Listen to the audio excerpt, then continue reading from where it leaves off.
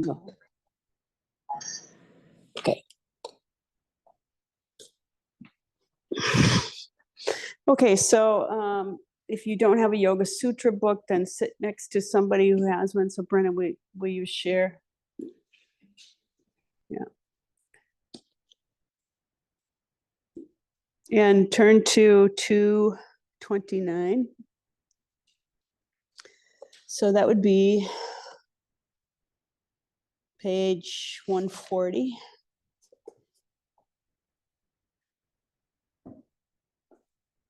Okay, so we're just going over the 8 limbs here. Yama, niyama, asana, pranayama, pratyahara, come in, dharana, dhyana, samadhaya, ashtau, angani. Okay, so repeat after me. Yama, niyama, asana. Yama, niyama, asana. Pranayama. Pranayama. Pratyahara. Pratyahara. Dharana. Dharana. Dhyana. Dhyana. Samadhayaha. Samadhaya. Ashtau. Ashtau. Angani. Angani. Okay, so who will read? Okay, so yama means self-restraint, vows of abstention, control. So that's the first limb, are restraints. The second, niyama, fixed observance, fixed rules, precepts, personal observances also, it has been translated. Asana, sitting in various postures. Seat in general, a posture. Pranayama, regulation of breath, restraint of breath, but it's really vital energy, cosmic energy, not just breath. Pratyahara, retreat or withdrawal of the senses away from sense objects toward the source. Dharana, concentration, act of holding, keeping the mind collected. Dhyana, meditation, contemplation, reflection, attention. Samadhayaha, pulling together, collection, composition, profound meditation, absorption, super consciousness. And then Ashtau is 8. Angani, constituent parts, members or divisions or limbs. So these are the 8 limbs. Okay, so can you read without glasses the first paragraph? Moral injunction, yama. We're on 229. Moral injunctions, yama. Fixed observance, niyama. Posture, asana. Regulation of breath, pranayama. Internalization of senses towards their source, pratyahara. Pratyahara. Concentration, dharana, meditation, dhyana, and absorption of consciousness in the self, samadhi, are the 8 constituents of yoga. Okay, so this is just a list describing the eight limbs.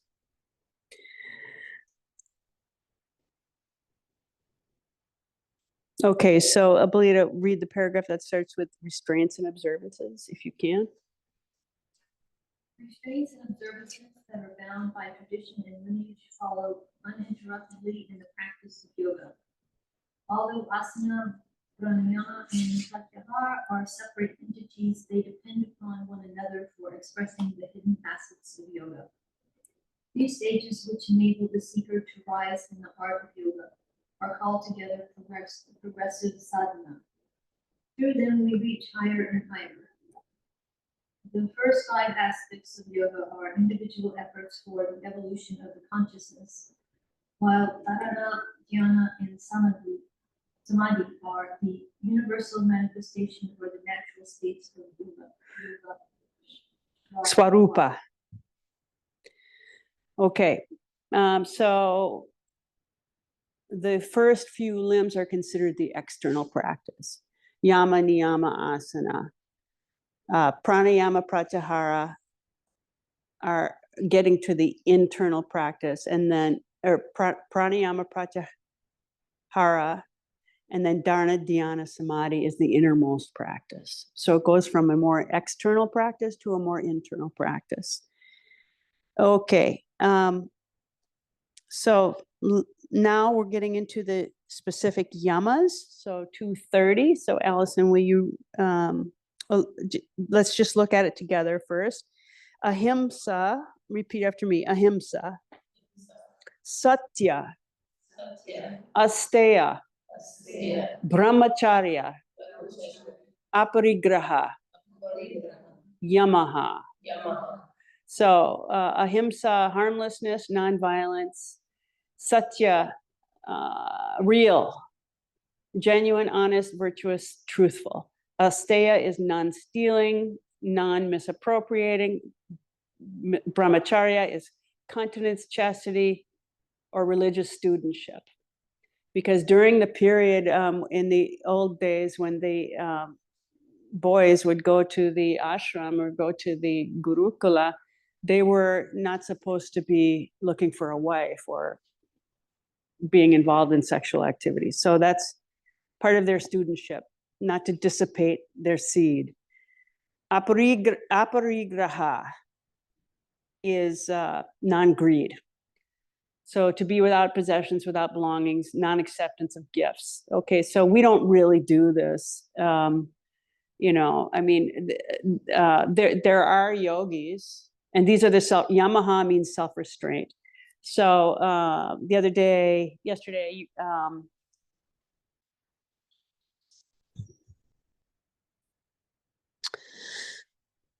tell me your name. Pooja, yes. Pooja was, she just got back from India and she had just seen Swami Sarvapriyananda, Shivananda, who just won the highest award from the president of India, which is called the Padma Shri Award. Padma Shri Award. Hello, Sophia. Okay, and he is 129 years old. And he's a guy, he is one of these real yogis who doesn't accept any gifts and doesn't have really possessions. Mother Teresa was like that. She didn't have possessions.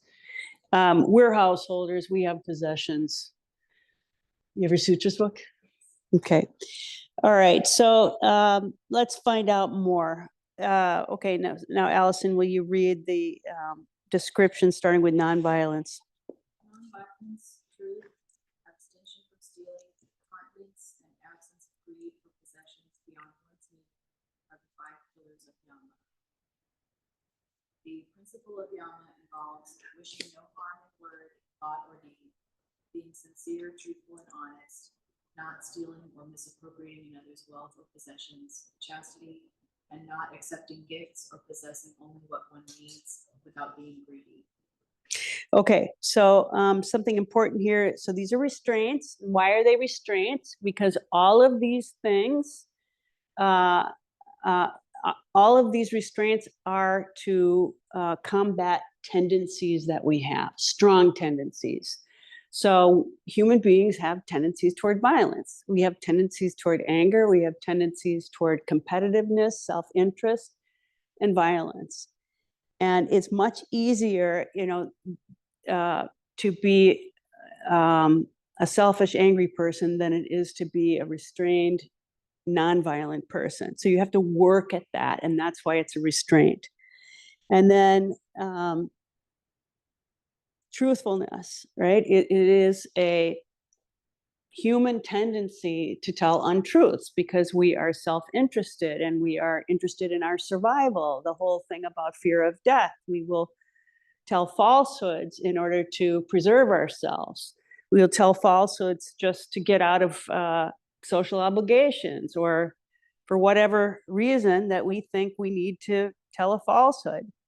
And then, so it is not normal, not natural for everyone to be truthful. Now, another aspect of truthfulness is that it has to subscribe to nonviolence. So to be blurting your truth and to be harming somebody is not satya.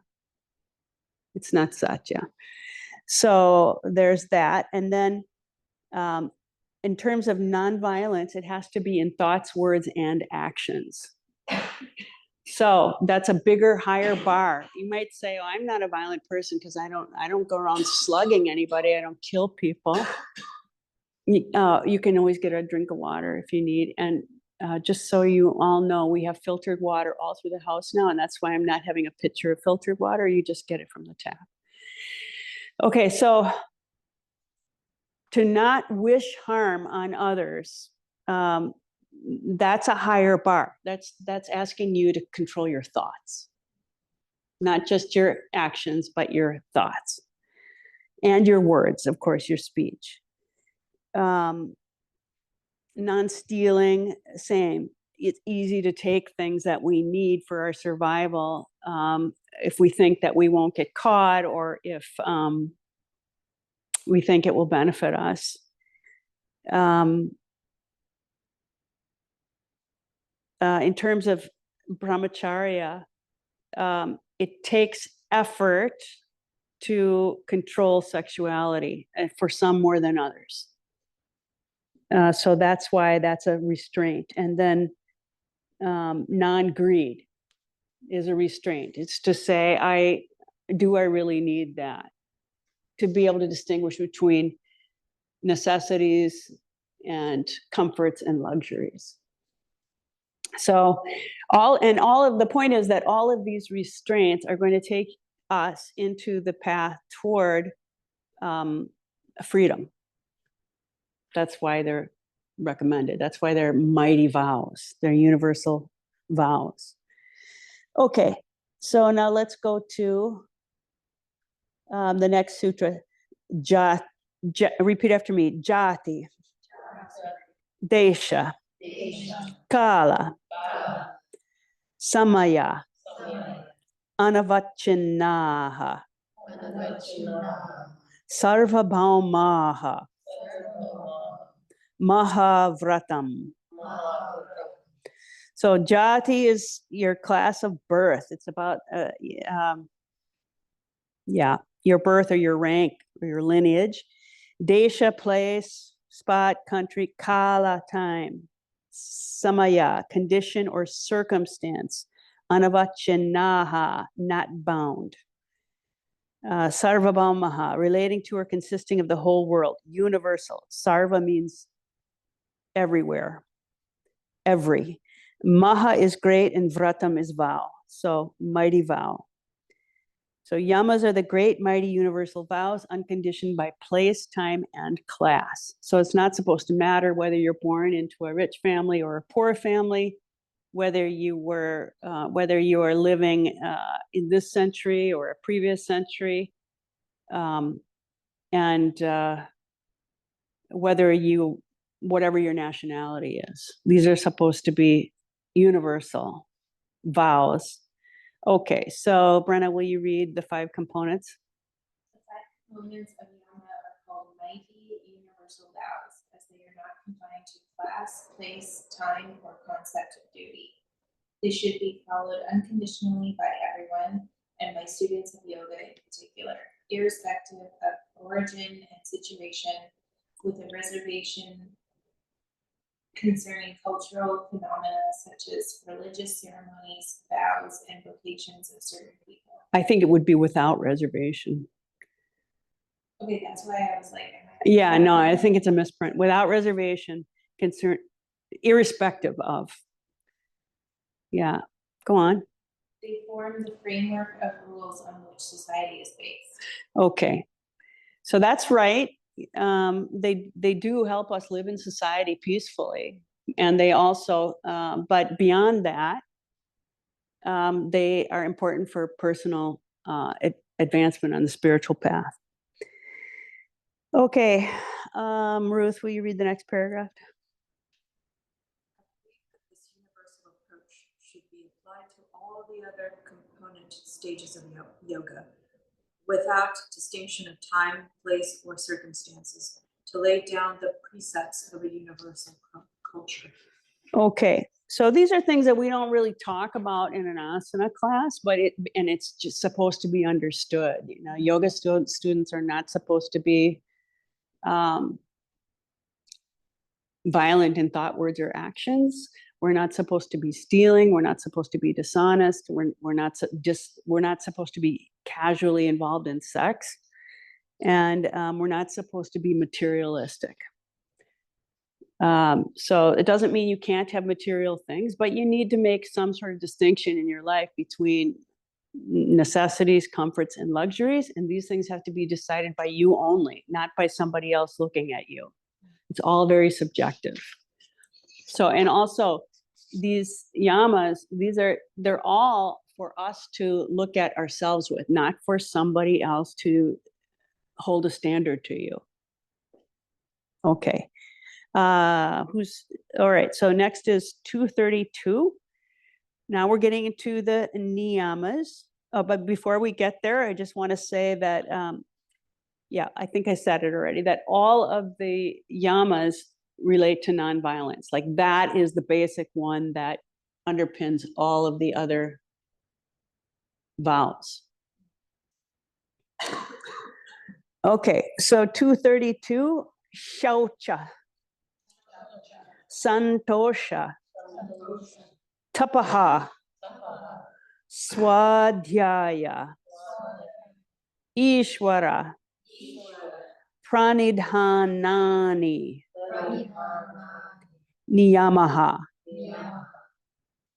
Okay, so shaucha is cleanliness or purity, santosha is contentment, tapaha, religious fervor, burning desire, heat.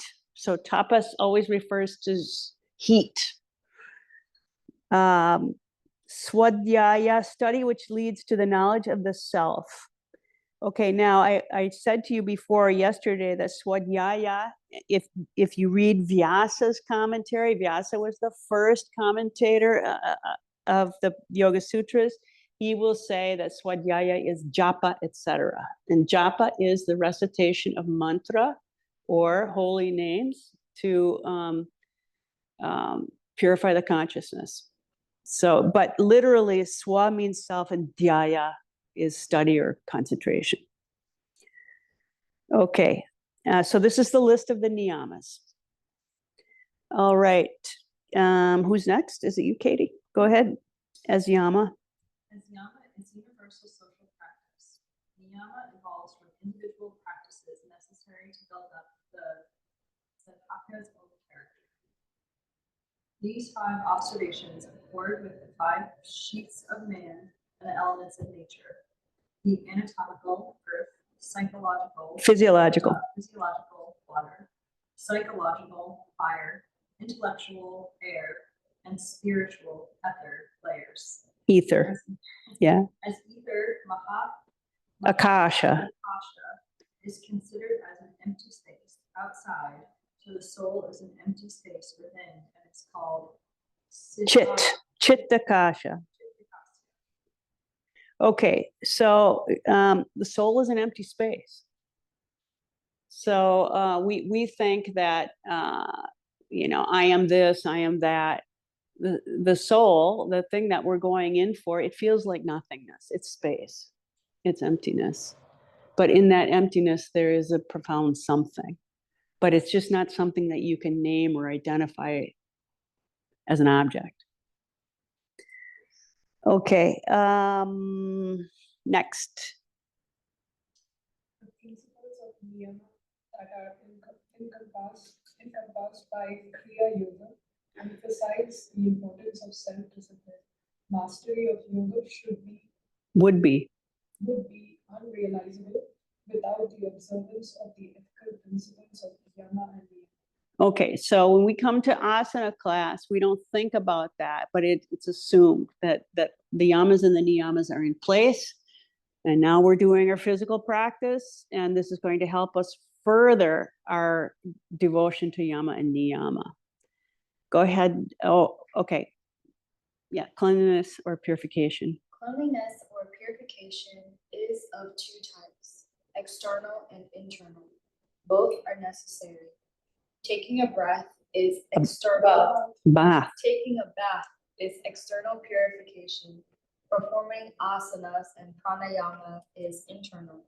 Observance of niyama develops friendliness, compassion, and indifference, and is a further aid in cleansing the body, mind, and intelligence. Svadhyaya is checking oneself to see if the principles of yoga are being followed. In order to follow these principles, one has first to decide whether one's own pattern of behavior is aligned with them or not.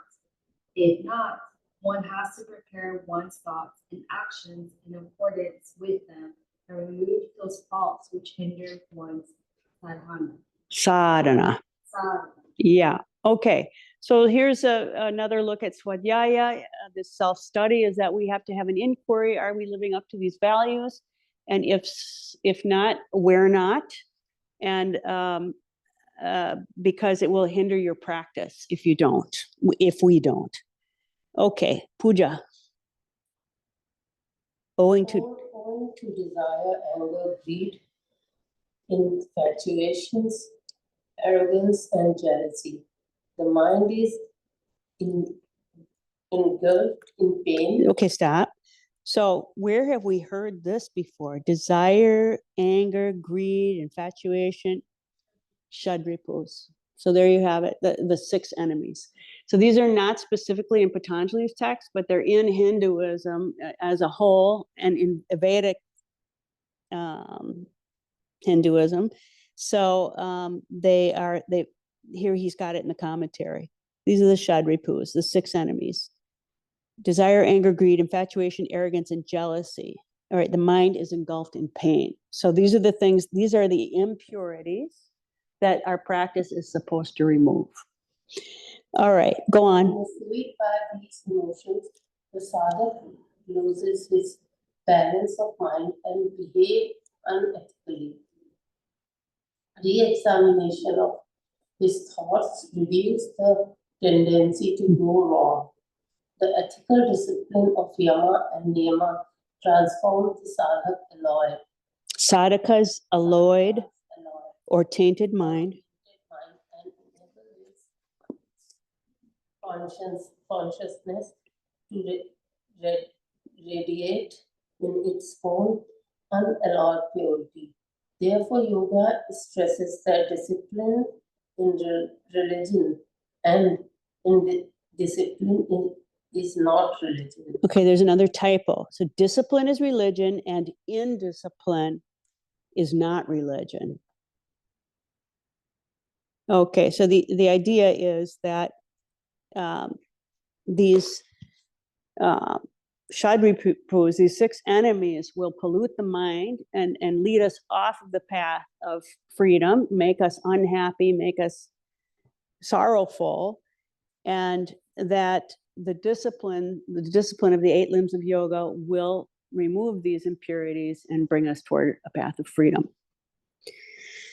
Okay, so then he says, what in fact is true religion? It is eternal. It has no denominations or boundaries. It's a method knowingly designed to lift each individual's awareness so that he may experience the vision of the core of his or her being, let's say, Atma Darshana. So that's a word, Atma Darshana. Atma means the self, the real self, and Darshana means view. So that's what we're going for, is the view of that pure self. It sustains the sadhaka's development and prevents his downfall. It lifts her up when she slips. In short, religion is the means to self-realization. Okay. All right. 233. Repeat after me. Vitarka, badhane, pratipaksha, bhavanam. Vitarka badhane, pratipaksha bhavanam. Okay. Vitarka, questionable or dubious matter. Doubts, opposing, supposition. Badhane, pain. Obstacles. Pratipaksha, opposite side, to the contrary. And bhavanam, affecting, creating, promoting manifesting or feeling. Bhavanam is a hard word to define. And the translation that Guruji gives us, principles which run contrary to yama and niyama are to be countered with the knowledge of discrimination. So what does that mean?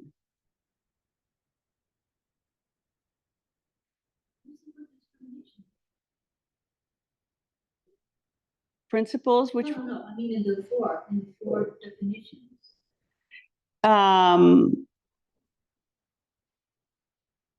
Well, it's not there. What you've got is to the contrary. So,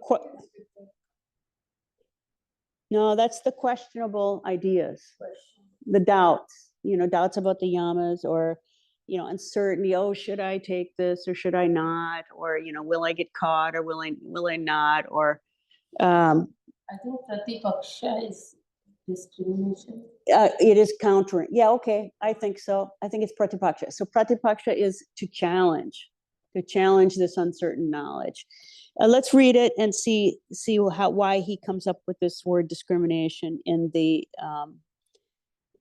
translation. Okay, who's next? Is it you, Belita? So this sutra stresses that yama and niyama are an integral part of yoga. Sutras 2.30 and 32 explain what one should avoid doing and what one has to do. Okay, so 230 is about the yamas. Those are the restraints, things we should not do. 232, things that we should do. Okay, go on. Now the sadhaka is counseled to cultivate a temperament which can resist the current of violence, falsehood, stealing, non-chastity, and venality, which is pratipaksha bhavana, and to go with the current of cleanliness, contentment, fervor, self-study, and surrender to the universal spirit, which is paksha bhavana. Okay, so basically he's saying that the niyamas, that the yamas, those restraints, that is pratipaksha bhavana. We're going against the current of what's easy. Okay, and then trying to go with the current of the niyamas. Cleanliness, contentment, that's shaucha, santosha, tapas, swadhyaya, ishwara, pranidhana. So that's paksha bhavana, the things that we're supposed to go toward, and pratipaksha, oppose. Okay, so those are the restraints. All right, Allison, the principles. The principles that prevent yama and niyama are to be countered with right knowledge and awareness. When the mind is caught up in dubious ideas and actions, right perception is obstructed. The sadhaka has to analyze and investigate these ideas and actions and their opposites. Then he learns to balance his thoughts by repeated experimentation. Some people give an objective interpretation to this sutra and maintain that if one is violent, one should think of the opposite, or if one is attached, then non-attachment should be developed. This is the opposite thought, or pratipaksha bhavana. If a person is violent, he is violent. If he is angry, he is angry. The state is not different from the fact, but instead of trying to cultivate the opposite condition, he should go deep into the cause of his anger or violence. This is pakshabhava. One should also study the opposite forces with calmness and patience. Then one develops equipoise. Okay, so other commentators on the sutras have said, okay, we're not supposed to be angry or lustful, and just cultivate the opposite. But what Iyengar is saying, wait a minute, you can't just do that on the spot without self-inquiry. You have to know why. Why am I angry? Why do I want to take what's not mine? Why do I want to do what I'm not supposed to do? You need to look deep within to understand the cause in order to cultivate the right actions. Okay, so Brenna, Paksha. Paksha means to take one side in an argument, to espouse one view, while Pratipaksha conveys the idea of taking the opposite position. Let me turn to the physical plane to help the reader understand and experience the sense of these two words. Okay, hang on. All right, so when you make an argument, right? One-sided argument, paksha, and then the counter argument, pratipaksha. Okay, so now he's going to go into asana to talk about how, so this whole sutra is about us challenging the tendencies that get us in trouble, right? We're supposed to run counter to anger, violence, greed, lying, stealing, sexual dissipation. So now he's going to use an example in asana to show how we might do that in an asana. Somebody read.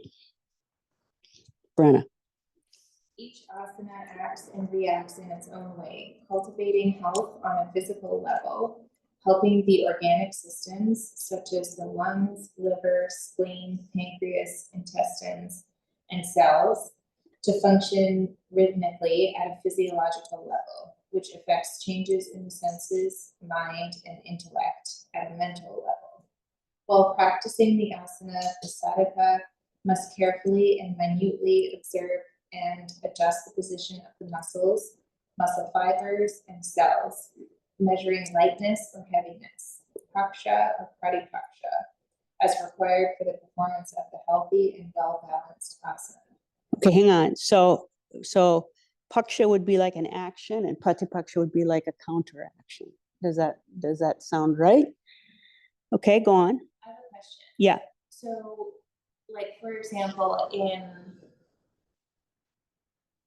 just Virabhadrasana 2, with the thigh of the turned out leg. Okay. So lengthening the groin to the inner knee Mm-hmm. and pulling the outer knee back to the outer hip. And then, so those are, I always think about how those are like Opposing actions. opposing actions. Is that what it means? Or does it mean like going from, I don't know, like at the end of a backward extension class, sometimes we do Ardha Halasana to kind of. Yeah, it's all that. Okay. All It's not, not that precise. Okay, so it could be any of those. So if you didn't have that counter movement of the outer thigh coming back to the hip, what would happen in the asana? you would. Yeah, all the forces would be going toward the bent leg. Right. So we counter that, right, to bring stability.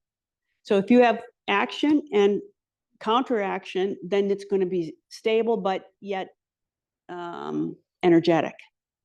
I feel like in a job, it's like the yin and the yang. All aspects and rooted into Makes sense to me. I also think about the scientists in the room, like in physics, when you had the force arrows and we're using like the force arrow to describe the thigh going this way, and then the force arrow is like equally large coming back the other way. And then the knee moves out and it's also a little arrow. And then the hip moves to the groin. So like it's all balanced. I don't know, but I'm a scientist. yeah, like all the little parts of a whole. Equal and opposite. Yeah. The physics, The physics. vectors. Yes, vectors. Yeah, Like the little half arrow thing. sure. And even in some of the books, you'll see the arrows drawn about the directions of the muscles. And then, you'll just see this over and over in asana, right? When they say, press the outer feet down, but lift the inner legs up, that's to create a stable structure. I mean, what if you just take your legs out, right? You can spread and spread and spread, but your hips are gonna collapse. They're not going to be, the pelvic floor is gonna collapse. So you have to maintain some kind of counteraction in order to create the stability of the structure. All right, can we go on now? All right. He adjusts. Yeah, go ahead. He adjusts harmoniously the right and the left sides of the body, the front and the back, learning to interchange or counterbalance the weaker with the intelligent side brings about changes in the sadhaka. He grows, able to observe equipoise in the body cells and the lobes of the brain, and calmness and sobriety in the mind. Thus, the qualities of both paksha and pratipaksha are attended to. By raising the weak or dull to the level of the intelligent or strong, the sadhaka learns compassion in action. Okay, so let's suppose that you have a one of your knees is bad. It's not working properly, or one hip or something. So you do an asana on one side, it feels terrible. You do the asana on the other side, it feels all right. What he's saying is, and says in many different places, is that you have to let the healthy side instruct the unhealthy side. So you have to learn from the correct way that the action is coming on one side in order to apply that to the weaker side. Or you were talking about Adho Mukha Svanasana, you've got one side that's not working properly, but the other side is working. You're supposed to study the side that is working and how it feels. Yeah, but in Parshvottanasana, yeah. Almost all of us, the hip connected to the front leg was going forward, right? And the other hip was going back. So it was harder for us to balance, bring that hip forward. So this like paksha and pratipaksha, right? Yes. Took more effort for us to even out the back hip and the ground that heel. Yes, Right? right. Yes. Yes, but I don't want to say, for any particular pose, what's heavier, because it's all very individual. And, depending on what you emphasize in an asana, what you're using the asana for, what's going to come after it, what came before it. So even though some actions are pretty standard, for an asana in many different situations, there are also like I could say to you, all right, move the outer legs down, to the feet to get a different action. It's just that for most of the time, we have to connect the legs to the hips from the ground up. But don't think that you shouldn't experiment with using other directions. Just like we were experimenting with the breath last night. Sometimes we all inhale and do this, right? But it has a different effect if you exhale when you take your arms up. So I don't get your mind in the position where you think that once you've discovered the actions of an asana, that's it for all time. Because your body's going to change. The purposes of the asana are going to change. And somewhere along the line, some brilliant teacher has done some experimenting, and they'll come up with a new way. So don't discount that. Don't be rigid in the mind. But do take the concept of action and opposition and try to learn from that. And raising the weak or dull to the level of the intelligent or strong. And he says that helps us develop compassion in action. So just as you would have compassion for your weak or your dull side, how can I work with this? You maybe can have compassion. You then can have compassion for others. Okay, Ruth. In Pranayama 2, we focus the consciousness on the various vibrations of the nerves with a controlled flow of in-breath and out-breath between the right and left sides of the lungs and also between the right and left nostrils. The adjustment and observation in the practice of yoga focus paksha and pratipaksha, freeing us from the upheavals of anger and depression, which are replaced with hope and emotional stability. The internal measuring and balancing process, which we call paksha, pratipaksha, is in some respects the key to why yoga practice actually works, why it has mechanical power to revolutionize our whole being. It is why asana is not gymnastics, why pranayama is not deep breathing, why dhyana is not self-induced trance, why yama is not just morality.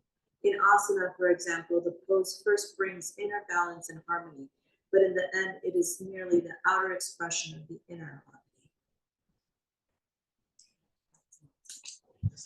harmony. Nobody talks about asana like BKS Iyengar. Okay, Katie. We are taught nowadays that the miracle of the world's ecosystem is its balance, a balance which modern man is fast destroying by deforestation, pollution, and overconsumption. This is because when man becomes unbalanced, he seeks to change not himself but his environment in order to create the illusion that he is enjoying health and harmony. In winter, he overheats his house. In summer, he freezes it with air conditioning. This is not stability, but arrogance. Some people take tablets to go to sleep and tablets to wake up. Their life has the rhythm of a ping pong ball. The student of yoga who learns to balance himself internally at every level, physical, emotional, mental, by observation of paksha and paripaksha, frees himself from this hellish toing and throwing and lives in harmony with the natural world. Because he is stable, he can adapt to outside changes. The flexibility we gain in asana is the living symbol of the suppleness we gain in relation to life's problems and challenges.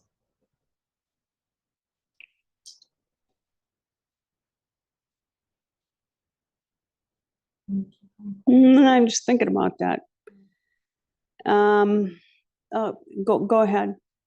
We can balance the three energetic currents of Ida, Pingala, and Sushumna, the three principal nadis or channels of energy. Imagine the calf muscle that is extended in Trikonasana, the triangle posture. Initially, the outer calf surface may be active or awake on one side, dull on the other, and its absolute center completely unaware. Then we learn to stretch in such a way as to bring the excess energy of either Yep. equally to Pingala and Sushumna or vice versa. So there is an equal and harmonious flow of energy in the three channels. Okay, so Ida, Pingala, and Sushumna are in reference to the nadis of the spine. So one's on the right, one's on the left, and Sushumna is in the middle. And so these are energy channels up and down. And so he's comparing those energy channels with in the leg. And suggesting that when we learn how to balance those things,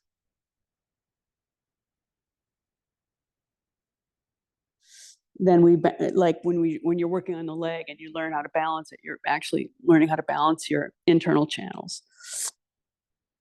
Okay, similarly, learning to maintain clarity and equanimity of intelligence in body, mind, intellect, and consciousness through meditation is the remedy for uncertain knowledge. To gain this state in meditation, yama and niyama must be cultivated.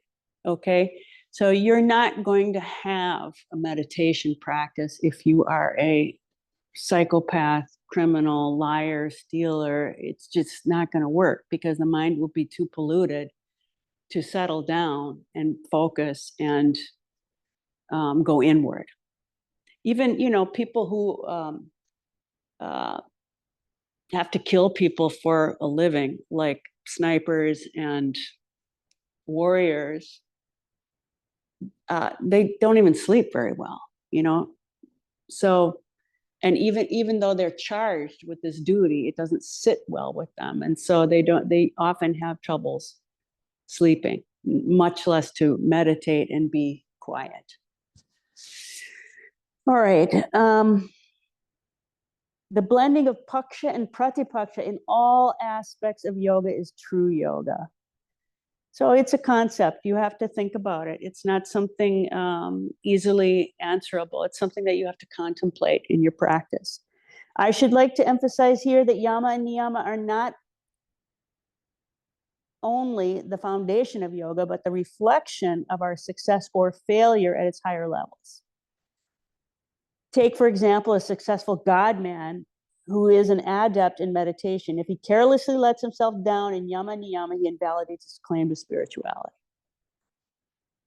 Okay. Now there's just one more sutra that's really important. Well, there are many, they're all important, but this other one is in this group.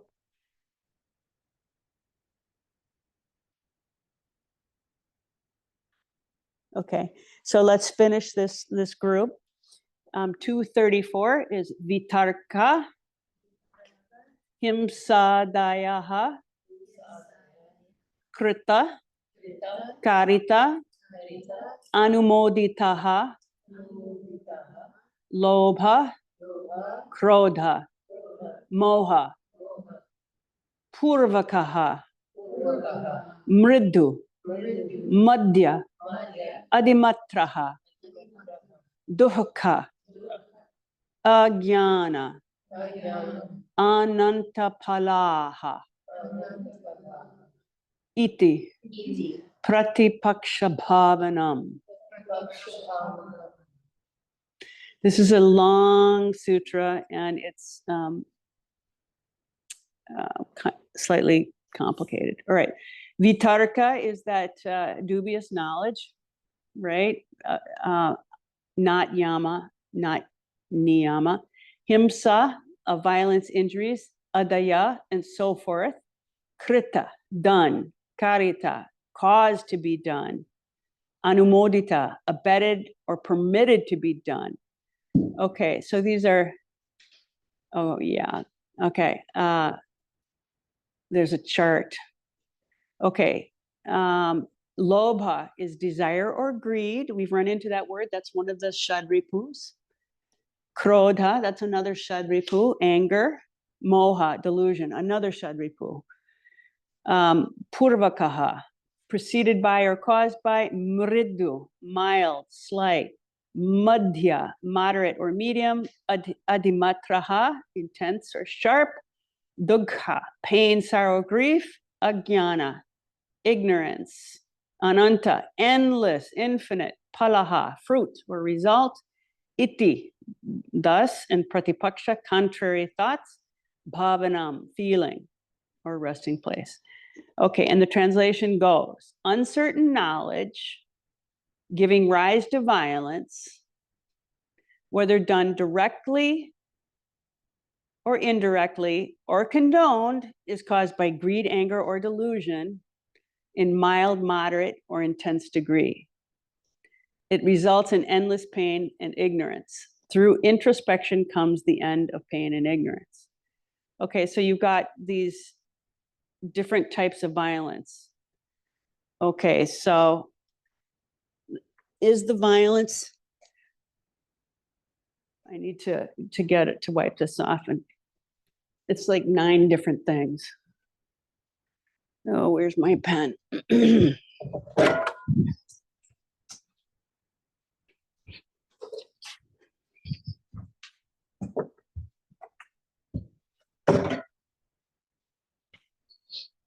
Did anybody see the Kleenex box around? Oh, here it is. Here we go. We're going to start asana pretty soon.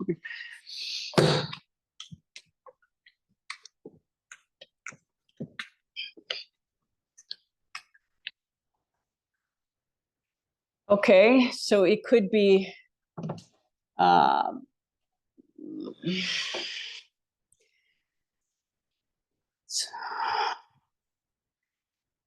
caused by. Okay, so the it's okay. So it could be induced.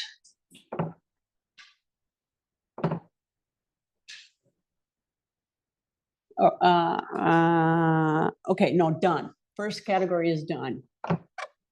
The violence is done.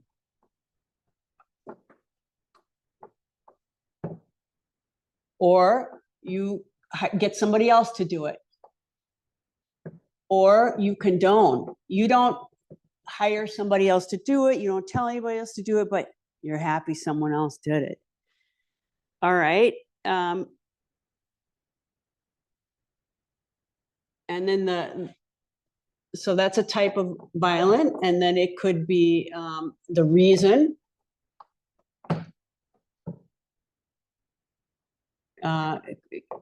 So, or the source. It's going to be caused by anger, greed, delusion. right? And we may as well add jealousy and pride and all those other things. And it could be, and then it's also of different intensities. It could be mild, moderate, or intense, or sharp. So any kind of violence that you're involved in, whether you do it yourself, whether you hire somebody else to do it, or whether you condone or cheer that it's being done,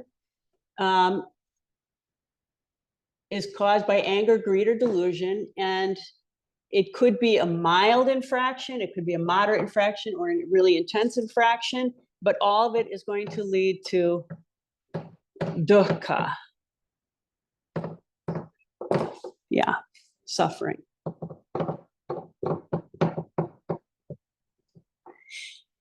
All right, it results in endless pain or ignorance. Okay.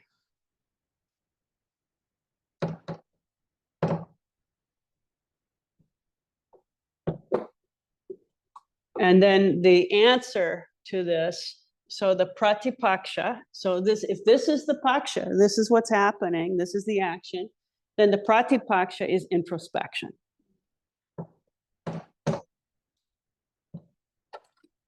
Self-study. What if you have pure motives? What if you have pure motives? Give me an example. Okay, so killing Hitler.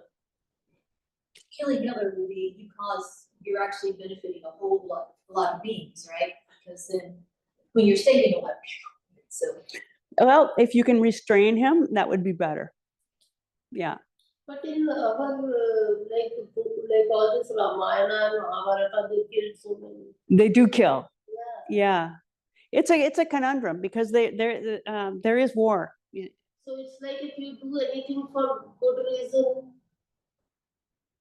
for dharma, it's okay. I don't Yeah, for duty. If it's For the greater good, like, doing something like that, killing Hitler would be for the greater good. Yeah. I will go back where it says caste or class. Yeah. So maybe because they are Kshatriya and they are supposed to. That's their duty. Yeah. They have to protect the humanity. Yeah.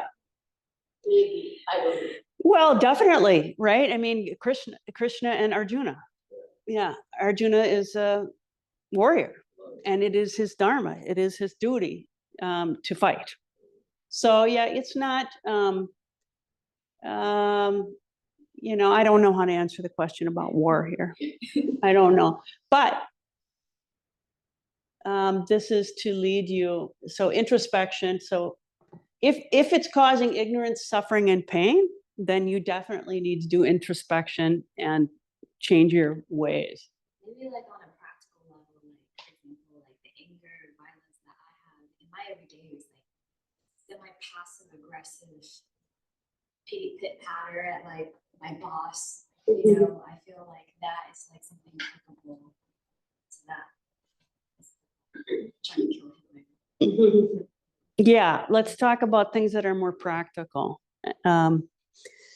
Yeah, but So violent forms, like there could be a sort of violence associated with Even like gossiping passive is aggressiveness, right? yes, considered under the same thing. yes.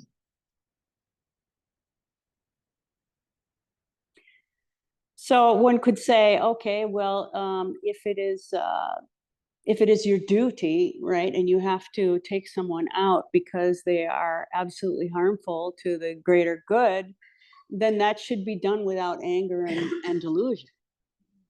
It has to be done with a cool head. It has to be done with introspection. Any other thoughts? So I read like in Gita, the same Yama and Niyama, and it's like says that ahimsa is not just like I mean the main purpose is that Yama is when you say ahimsa is like you don't kill your soul, like you do things which don't like ignore your soul when you live your life. So it's also considered as killing that. So you don't want to be soul killing. Yeah. Okay, now just the technicality with that is that the soul is indestructible, at least in Purusha. Atman is, so I don't, it depends on what translation you've I read. think it's like ignoring the in consciousness, like consciousness. Conscience. Yeah, ignoring conscience. It's an interesting idea, and I don't know, because there are many different interpretations of Bhagavad Gita. Yeah, so this is what we have to wrestle with. I wonder, is there anywhere in the practice that involves or is a word for contemplation or that introspection? Since I find that Swadhyaya, oh, swadhyaya. yeah, self-study, Okay. yeah. Yeah. I think they need to teach this in schools to everyone. Well, I mean, you could say in the Ten Commandments that we have some of these, right? In the Judeo-Christian tradition, thou shalt not kill, thou shalt not covet thy neighbor's wife. That's brahmacharya, right? Thou shalt not steal, thou shalt not bear false witness. That's satya. Yeah. Teach like religious as a way, like he mentioned in the book, way for self-realization. I feel like universally, I feel like most religions just try to help get you there. Yeah. Saying the same thing. Yeah. Okay, yes, so this is a difference, is that this is not for you to join a group or a movement. This is about you, us examining our own lives so that we can be content. Yeah. Any other questions or comments? Okay, let's take a 5-minute break, and then we'll come back for some restorative recuperative asanas and pranayama.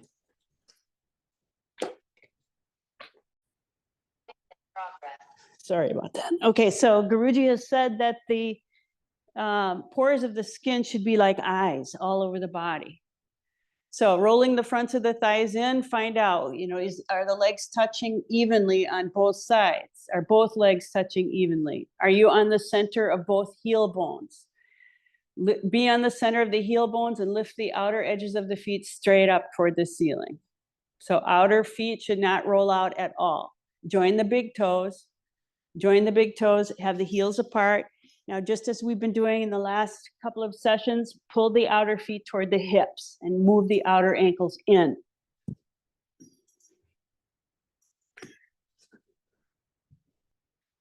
Okay, bring the right leg into the strap and take it up.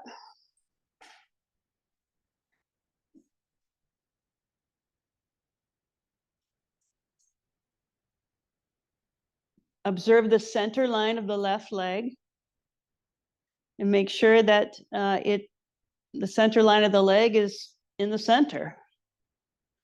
And the weight is centered on your leg, the left leg.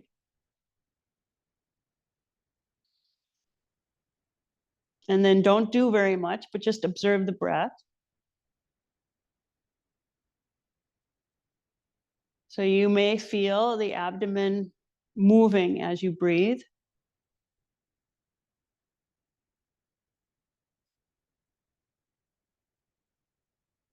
That's normal breathing when the abdomen protrudes on inhalation and then it falls on exhalation.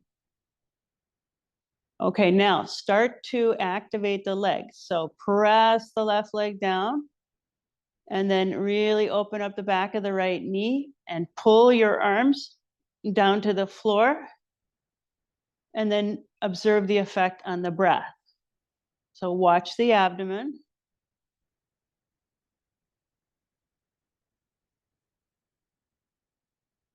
And you may notice that the abdomen stretches more. The more that you tighten the knee, the more the abdomen becomes kind of taut, but not because you're gripping it, but because the arms and legs are connecting to the trunk and stretching the trunk. So as you press your arms down into the floor, the right leg should be straight up, otherwise it's going to get heavy. So Pooja, see if you can bring that right leg straight up to the ceiling. That's it. Hold closer. Now get the knees straight and observe the breath. You should notice a change in that the abdomen is not puffing up to the ceiling when you inhale, but rather the lower ribs and middle ribs are expanding more to take the breath. So we want that. We want to use more of the lungs rather than pumping the abdomen and just using the big bronchial tubes. So as you inhale, let the rib cage expand and the intercostal muscles stretch. And as you exhale, don't let the front of the trunk, you want to keep the chest lifted as long as possible. Okay, now take the strap in the right hand, and you're going to need some support on the outer right hip. So the first part of pranayama is breath observation. So taking the right leg out to the side, you can bend your elbow. I'm letting you use your arm for support. Bend the elbow of the right arm, and then that blanket should come to the outer hip. If one is not enough, then you can use two. So now you've just taken the leg out to the side, and you're observing the normal breath. Okay, now start to engage the legs. So roll the inner left groin down and straighten the right knee. Push the foot into the belt, move the outer right hip in. So the shape of the abdomen is going to change. And the movement of the breath is going to change. I hope you can witness that. Witness in particular the different sensations on the right and left side of the abdomen.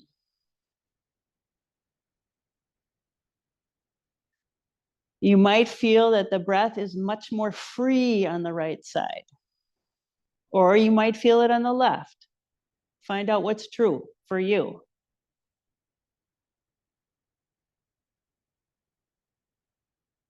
If you were going to draw an ink drawing, like a blotch,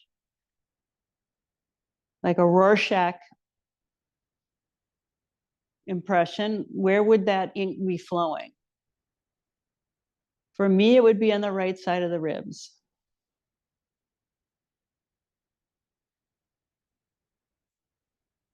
But then again, there's a vertical feeling on the left side. See if you can observe that. Now bend the knee and release the leg.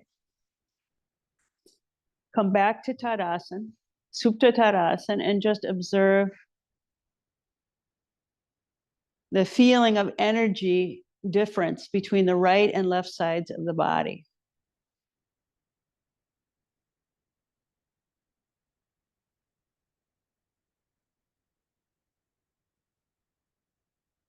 Okay, now bring the left leg up to vertical.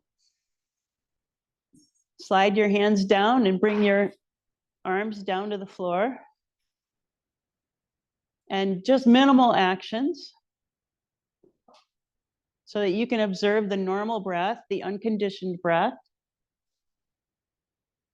how the abdomen puffs, protrudes on the inhalation, falls on the exhalation.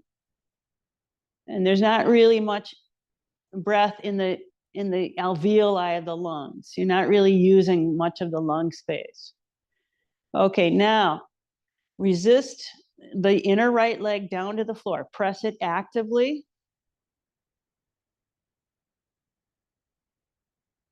and resist the left leg into the belt. So those are the actions. Now, as a kind of counter action or pratipaksha action, lengthen the abdomen toward the chest, the head side, and now observe the flow of the breath. Now, if you're stuck in saying, oh my God, my hamstring, my knee, then you can't really catch the breath because it's too subtle. But once you're able to do the asana and it's not a struggle, you can be more sensitive once you put the actions in place and then you observe, how is this affecting the breathing channels? So right now I'm talking about literal breath, like the lungs, the respiratory system. But eventually we're going to be talking about breathing channels that are part of the esoteric body. They're not part of the respiratory system. They're energy channels. Okay, now take the leg to the side and support your outer thigh with the blanket so that the pelvis doesn't tilt. Siri, where's your blanket?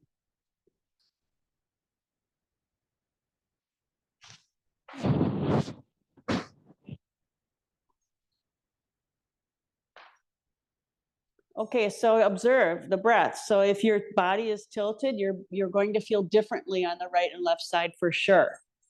But you're going to feel different anyway because the legs are doing different things. So where do you feel now that you're pressing into the feet and rolling the right leg in, pulling the outer left foot toward the hip socket? How does that change the breath?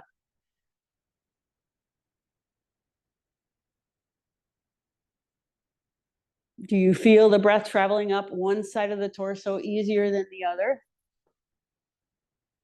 Does one side feel open and the other not as open? What happens if you spread your toes? What happens if you push the ball of the foot? What happens if you turn your hips and your pelvis to the right? Because these are all basic instructions that we ask you to do.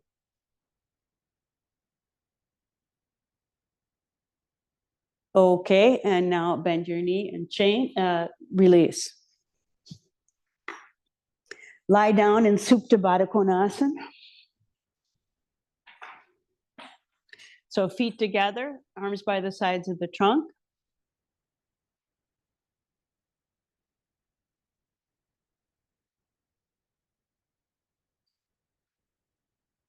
Observe the breath. So bring the mind to the pelvis and pelvic floor. The abdomen. Can you feel the width of the abdomen and how the breath takes a wider expression, or the sensitivity changes, it's wider because the legs are apart.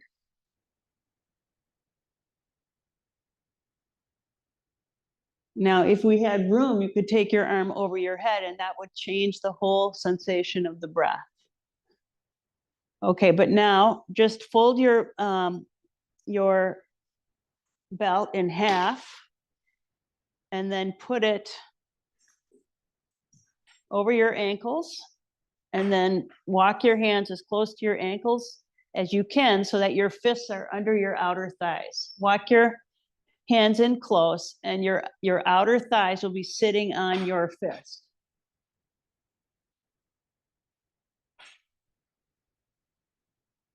So you double the strap like this. And then you put it over your ankles. You're in Baddha Konasana and your hands are under your outer thighs. Now pull. Walk your hands in closer and closer. Get your shoulders closer together like you're arching your back. And observe the sensations in the pelvic floor as you inhale, as you exhale. Now a smooth, soft inhalation. Smooth, soft exhalation. Now use the breath as a tool to irrigate the perineum, the pelvis, the pelvic floor, the buttock bones, the genitals, the urinary organs, organs of excretion, the bladder, the colon. Irrigate those organs with the mind as you inhale, as you exhale. Now we're going past the respiratory system because clearly you don't have lungs in your pelvic floor, but there are channels there. The yogis believe that there are nadis, prana channels, prana nadis. Now, what happens to those channels if you press the feet and you draw the outer hips in?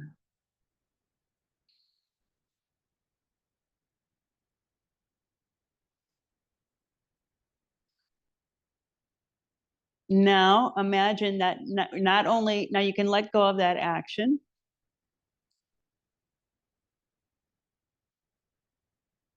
The pelvis is breathing.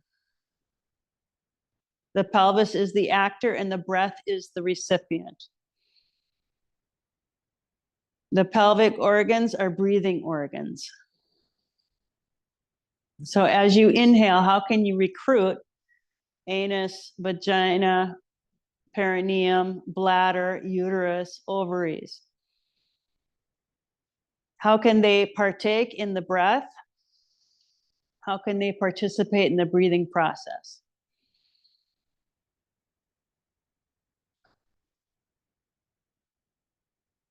Smooth inhalation, smooth exhalation.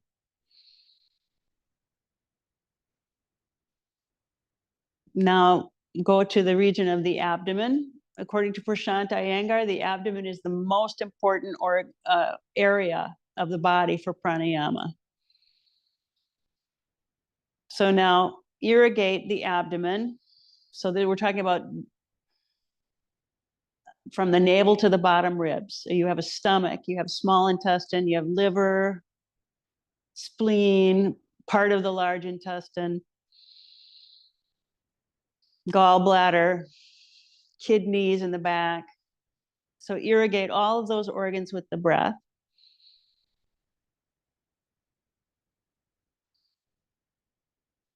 As if you're irrigating a field.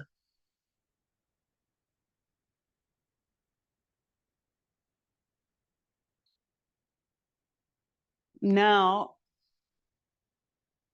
let the breath be the beneficiary. So how will you use those organs to get a scraping effect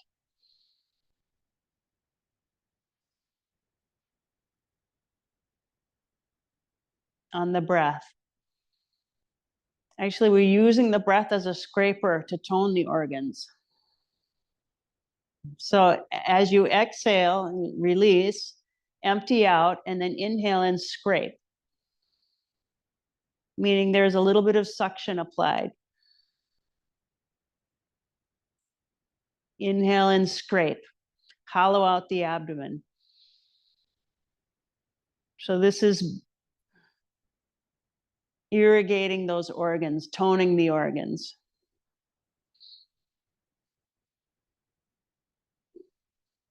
Now let go of that.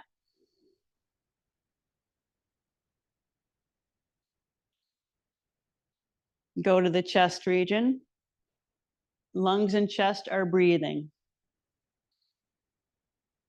They're the actors. The breath is what's being acted upon. So the breath is on the anvil. It's what we're working on. And we're using chest, lungs, ribs, intercostal muscles to affect the breath.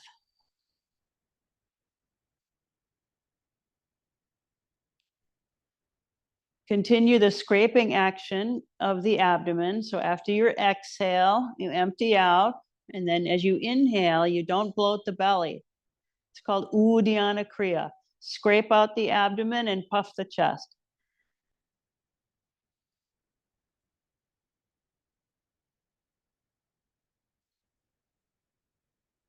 And now we're irrigating the chest. So breath is the doer. Breath is doing. Chest is the recipient. Ribs are the recipient, heart is the recipient, lungs are the recipient.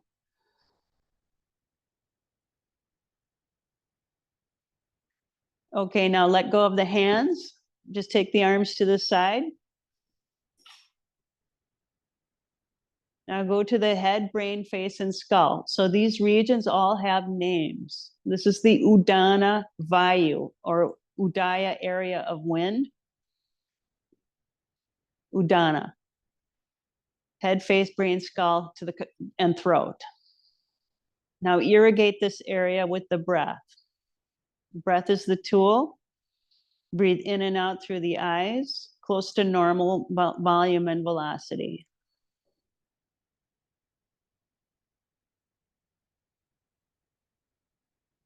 Breathe through the ear parts and irrigate the ears. So we're not literally breathing through the ears, but still we're using the mind to saturate the ears, the head, the brain, the eyes.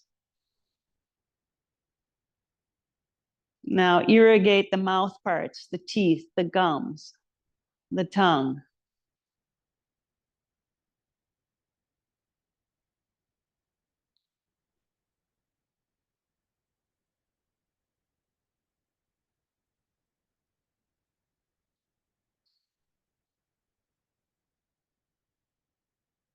The mustache part. Now eyes and ears are breathing.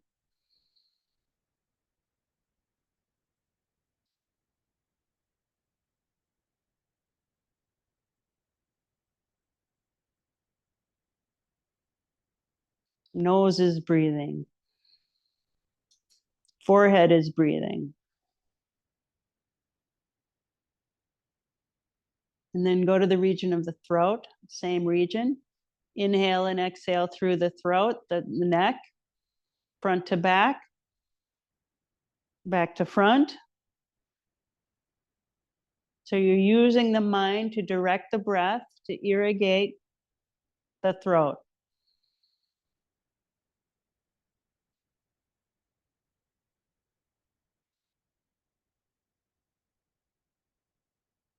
And because the mind is being employed in this way, this is a purifying action.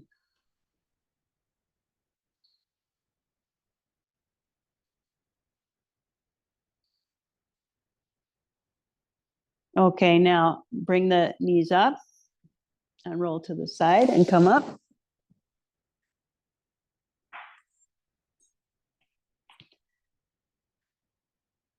Now take your blanket and make a roll. If you have 2 blankets or 1 thick one.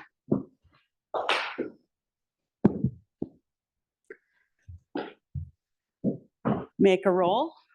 And we're going to put that roll under the buttocks. And we're not using the strap. So lie down with your pelvis on the roll.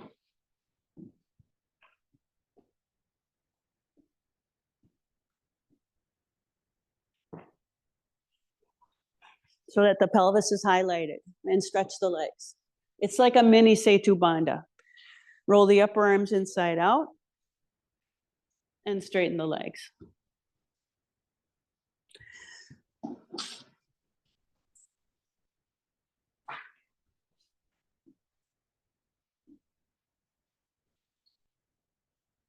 Now, bring your awareness to the pelvis, the pelvic organs, the pelvic bones, the pelvic nerves, the pelvic space.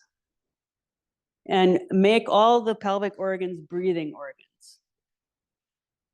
Don't have your head jammed up against the wall, okay? Yeah. Arms to the sides if you can.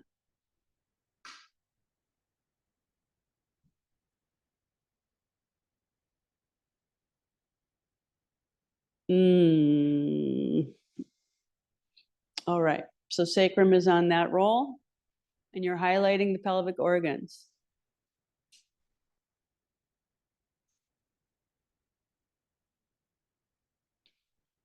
Now we're going to start working with sound forms. So sensitize yourself to the pelvis and pelvic floor. Make sure your roll is in the right place. I don't know, Belita, looks like your buttocks are in front of the roll.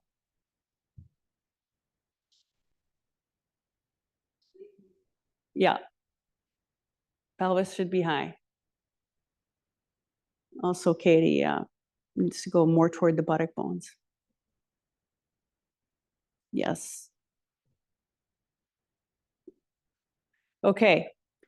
So the element of earth, the sound form is lum. Lum. Lum. L-U-M. So be quiet, close your eyes, go inward. Now you're going to work with inhalations. So after your exhalation, empty out and then be in the pelvic area and inhale and pause, inhale and pause, inhale and pause. Hold the breath for a moment and then slowly exhale. Have a recovery cycle. And then after your next exhalation ends, you empty out, exhale further. And when you inhale, silently think lum. And then pause and then lum again. And lum. And you are to watch the vibrations in the pelvis. And then exhale, have a normal breath.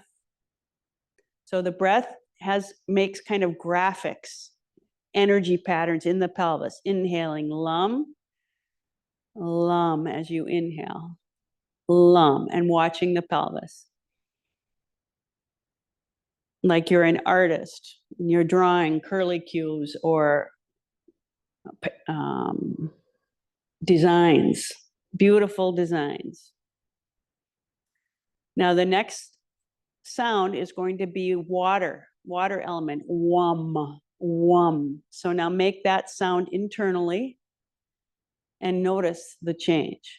You should be able to perceive a slightly different feeling in the pelvis. These are prana nadis. And it was the yogis who discovered that different sound forms, even silent speech, and we talked about vachika kriya in the previous weekend, the speechly act, that these sounds have an effect on the embodiment. Have a normal recovery breath, do one more cycle, and inhale lum, and then inhale wum to compare. Lum, wum. And it doesn't have to be a full inhalation, just strokes of inhalation.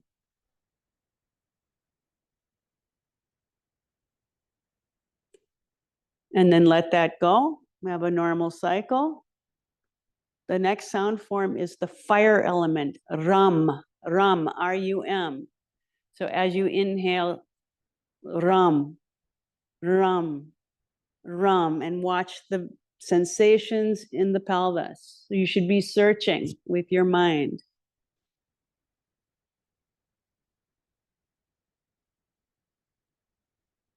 Silent speech, inhaling, rum, rum, rum.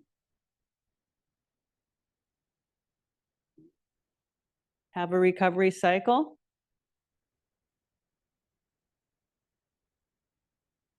Next sound form is the element of air. Yum, yum, Y-U-M, yum. See if you can observe any different sensations of energy in the pelvis. How would you draw it? How is it drawing itself? So what is outside is inside. All of the elements that make up our body came from stars. So we're cosmicalizing the consciousness, bringing all the elements to our awareness. Yum, yum, yum. We stimulate those nadis in the pelvis now. And then have a normal cycle. And next is the element of ether or space. And the sound is hum, hum, hum as you inhale. Notice the change.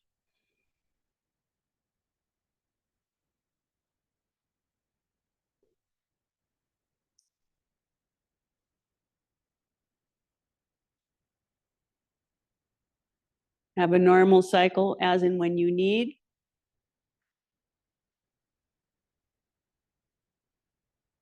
And then let go of that. And then when that's finished, you can bend your knees and take the roll out. Okay, now we're going to actually move the roll to the waist. Okay, and that means your buttocks will be on the floor. And if one blanket is too, if two blankets is too thick, then one should be sufficient, which should be okay. So it's going to be on the behind the waist.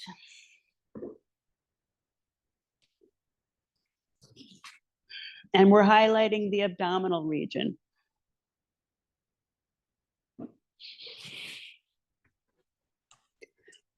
So make all of the abdominal organs breathing organs. The body has to become breathified with the mind. Do a normal cycle and then inhale, little pause, inhale again, little pause, inhale again, little pause, inhale and slowly exhale.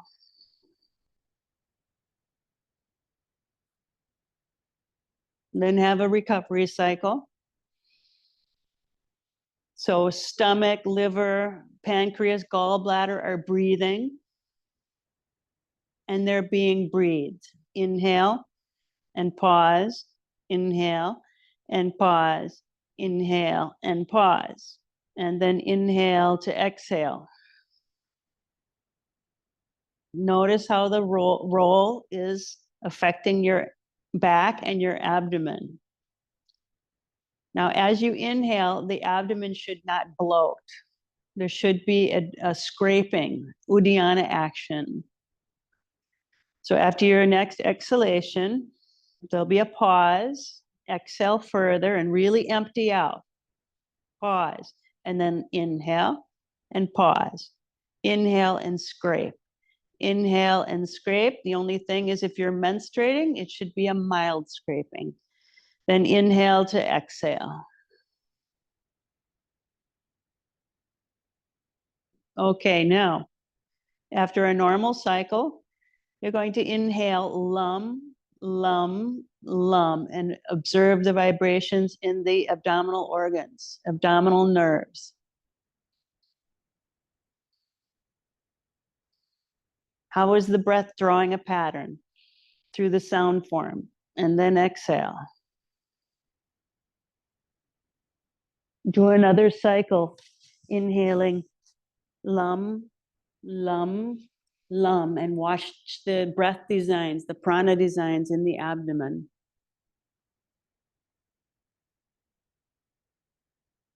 And then after that, the next sound form will be the water sound. Wum, wum, wum, as you inhale in stages. Stimulating the prana nadis in the abdominal region.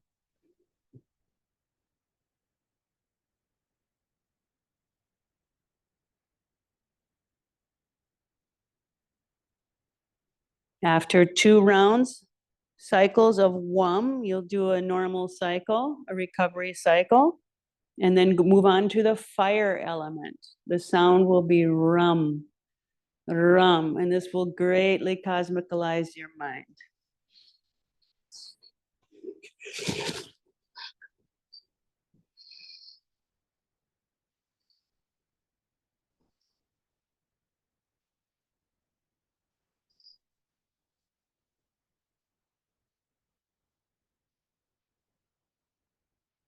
Take a normal cycle as and when you need. You're not to strain yourself. Make sure that after the exhalation, you're emptying further and then scraping. Keep the abdominal organs moving toward the spine. Rum, rum, rum. And watch the patterns. Now we're still in the abdomen. The next sound will be yum, for the air, for Vayu element. Yum.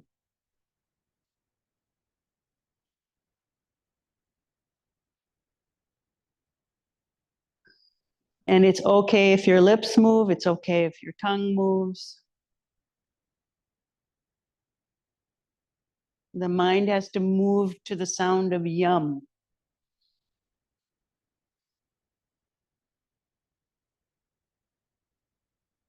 And then slowly exhale.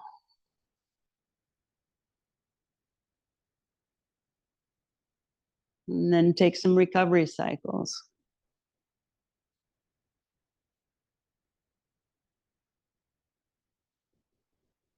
Where there's a milder Uddiyana. So you're not bloating the abdomen on the recovery cycles, but it's just milder.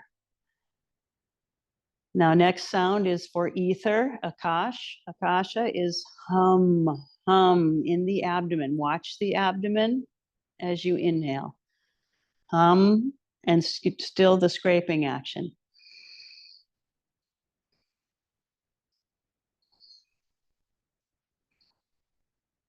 And exhale.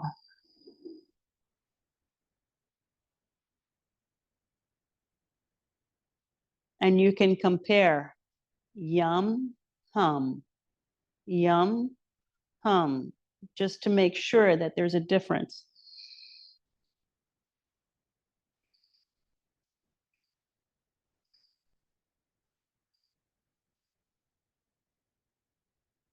And then do one more cycle and thereafter let go.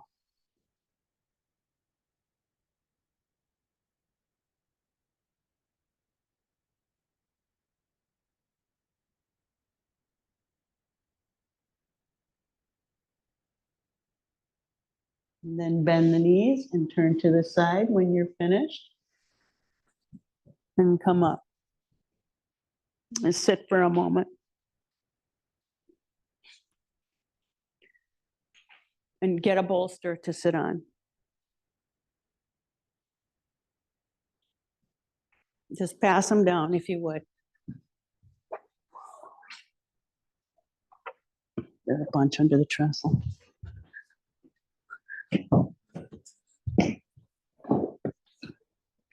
Now sit against the wall.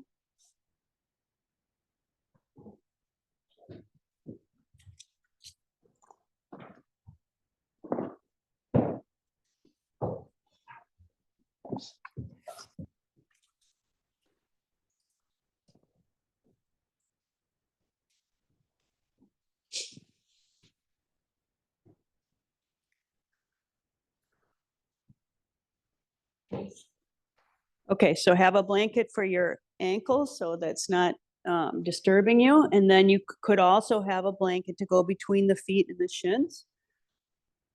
But get your buttocks up to the wall.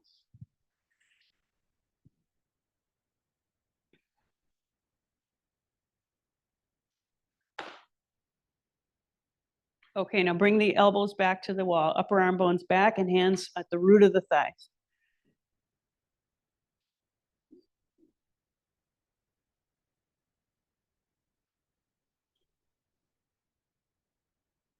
So I'm not going to ask you to put your head in Jalandhara Bandha. You can just have your head straight.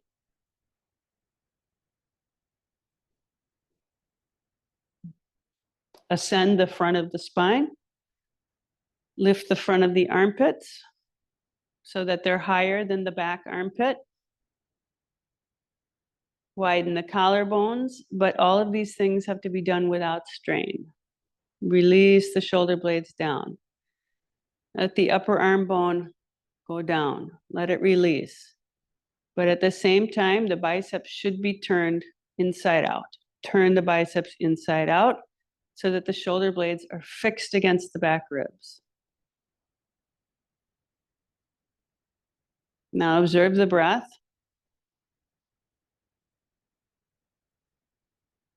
Flush out from the head, face, brain, and skull through exhalations. Like as if you're washing or scrubbing the head, face, brain, and eyes, ears, mouth parts. Empty out.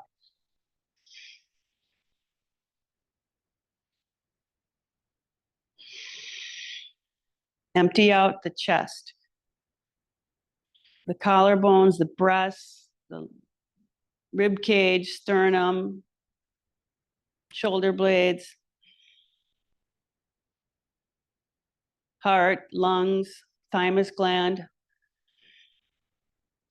bronchial tubes, like you're flushing. Like when you flush the toilet, you're emptying out.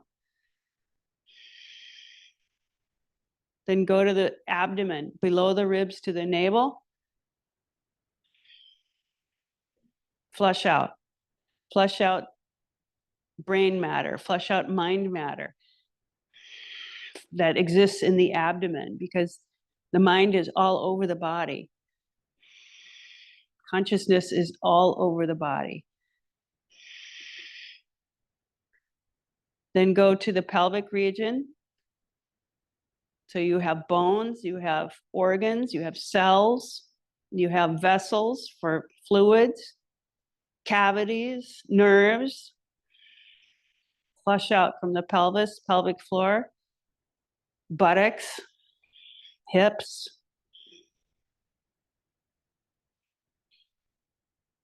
Now bring the awareness to the spine and have a spinified mind, a backified mind. So back is breathing, spine is breathing.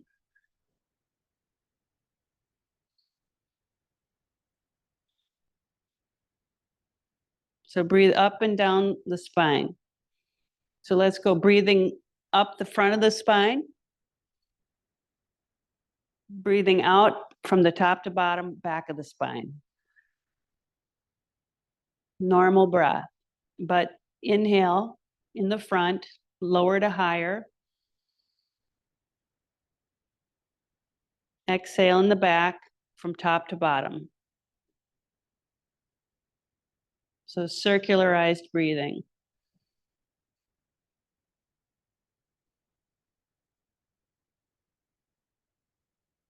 So now back is breathing.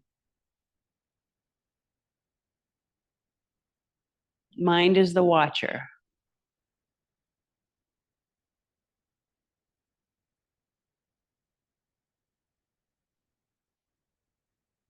Spine is breathing.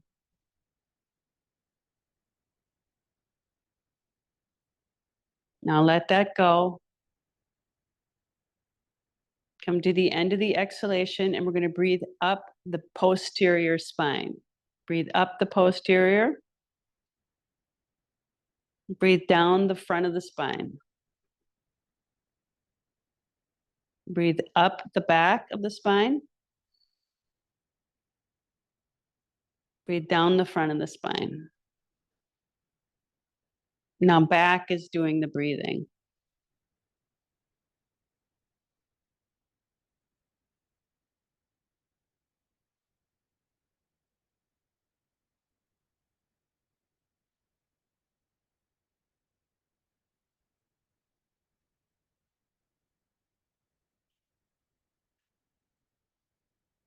Now go to the base of the pelvis, basin of the pelvis.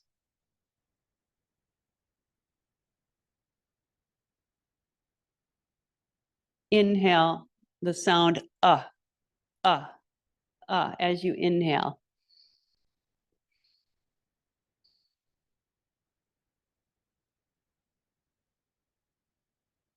You can have a normal breath whenever you need. And the next sound in the pelvis will be ah as you inhale. Can you notice a difference?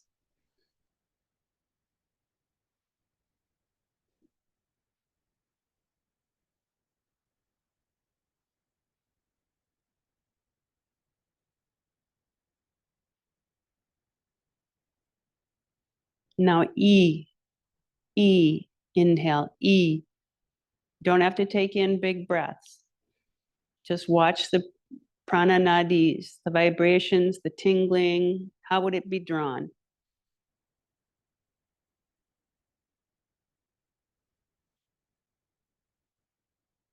Then let go of that. Now go to the abdomen. So the area from the navel to the bottom ribs.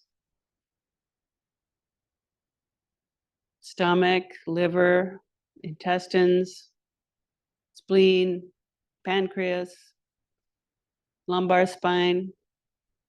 Make all of those organs breathing organs. The mind has to transform them into breathing organs, as if they're porous. So they can be breathed and benefit from the breath, and they can also be breathing organs.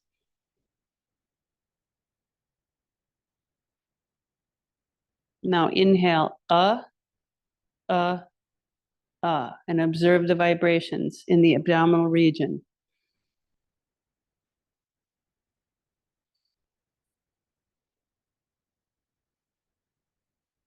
Have a normal cycle in between. Don't strain yourself. Then inhale, strokes of ah, ah. See the difference, ah. Where does the sound hit?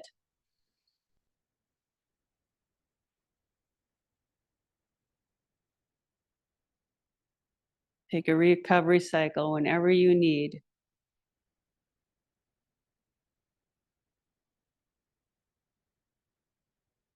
The mind is going deeper inside with these sounds.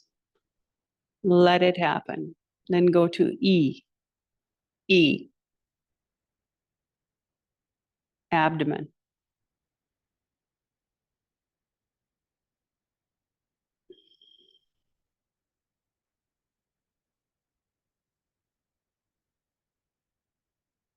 Then have some recovery cycles.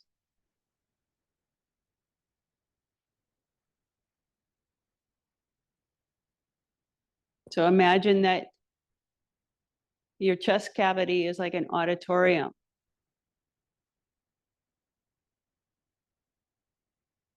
So when a musician plays a concert, the musician does not want to play that concert for an auditorium of robots.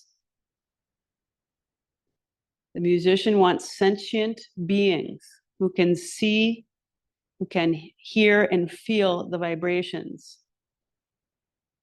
Similarly, there are organs in your body, and in yoga, they're called indriyas. They're powers. They're celestial beings, according to the lore, and they're fed by these sounds. So, with your chest as the auditorium, inhale, and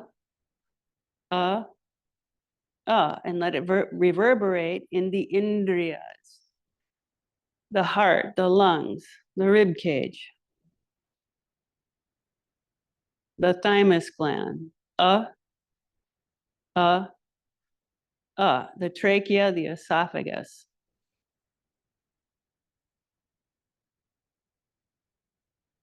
Then let go and have some normal breaths so that your awareness is sharp and you can observe.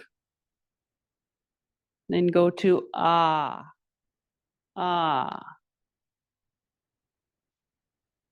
in the auditorium of the chest.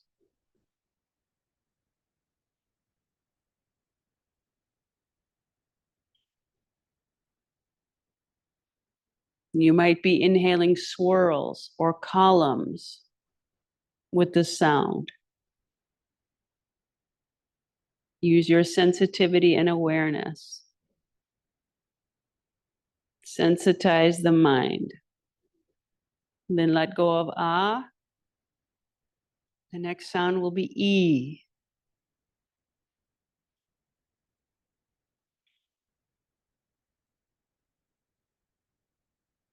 So we're working with prana now, not just breath,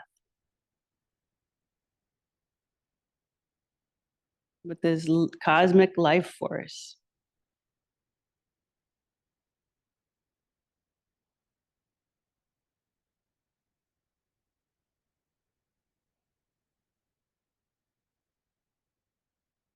And then let go of that and just sit quietly. If you need to change the cross of your legs, please do so.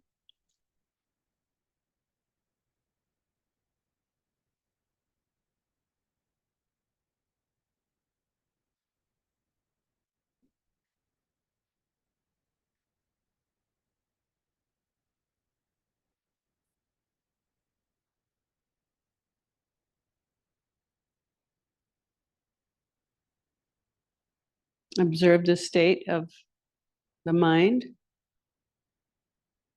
whether it's inward or outward. Should be inward, should be quiet and purified, should be uplifted.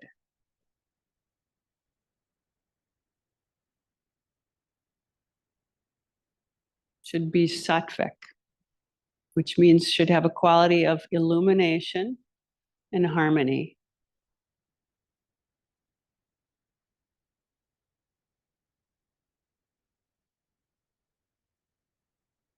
Now see yourself in the cosmos. So see all the planets and the stars. And then from outer space, look back at the earth, and it gets smaller and smaller and smaller.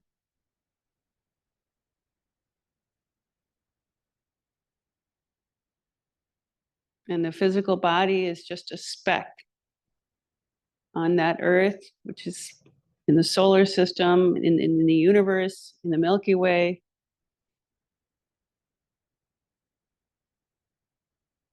And let the mind expand beyond the boundaries of the physical embodiment.